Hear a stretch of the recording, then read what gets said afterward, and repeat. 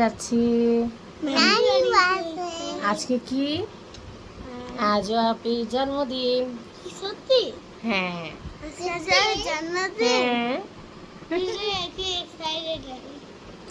বলো হ্যালো আপি, আমরা আসছি। বলো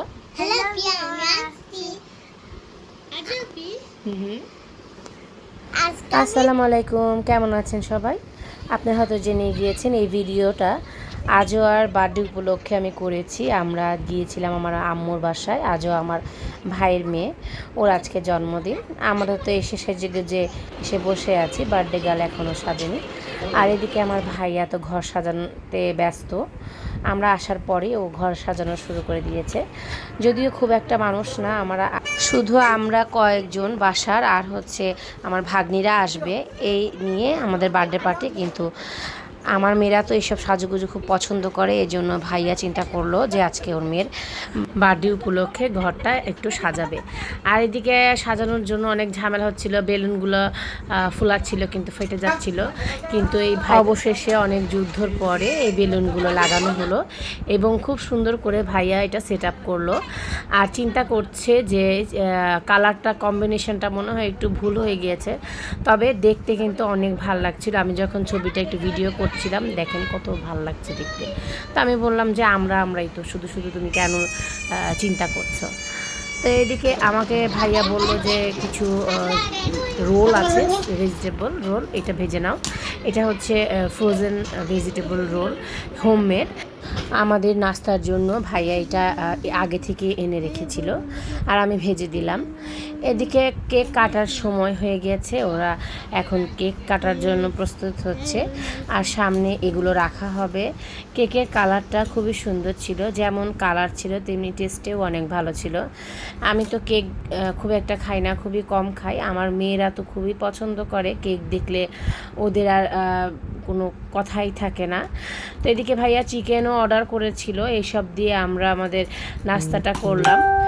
যখনই কোনো বার্থডে হয় তখন আমার ছোটোবেলার কথা মনে হয় যে আমরা যখন ছোট ছিলাম আম্মু আমাদের বার্থডে পালন করতো কীভাবে, যে চানাচুর, বিস্কিট, কেক এগুলো দিয়ে।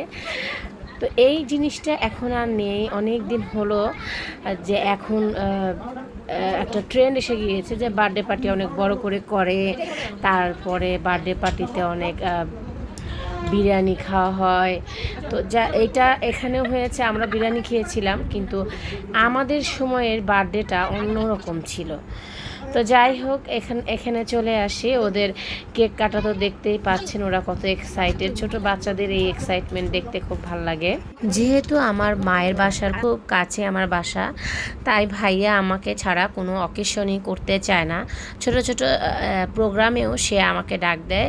আর হয়তো বাসায় একটু বিরিয়ানি হলো বা একটু খিচুড়ি রান্না হলো, সব সময় আমাকে ডাক দেবে। আর পিঠে হলে তো কথাই নেই, এসব কিছুই সে একা করবে না, আমাকে নিয়েই করবে। আর সঙ্গে আমার 2 ভাগ্নি থাকে উপর তলায়, তারাও আমাদের সাথে জয়েন হয় সব সময়। আমরা সবসময়ই দেখা যায় এই ছোট ছোট বাচ্চাদের নিয়ে একসাথে থাকতে খুব পছন্দ করি। তো আমাদের কেক কাটার প্রোগ্রাম শেষ, এখন ডিনারের সময়। তো ডিনারেতে চিকেন বিরিয়ানি ছিল, আর সাথে ছিল ডিম ভাজি।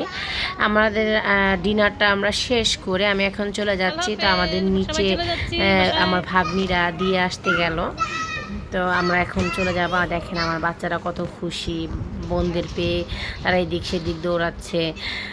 তো এত রাত তখন 11:10 মনে হয় এরকম বাজে। একটা রিক্সাও ছিল না, কিন্তু অনেক মানুষ ছিল রাস্তায়, এই জন্যই ভয় লাগছিল না। আমরা রিক্সা খুঁজছিলাম। এখন আপনাদের সাথে বিদায় নিয়ে নিচ্ছি, ধন্যবাদ। নেক্সট ভিডিওতে আবার আপনাদের সাথে দেখা হবে।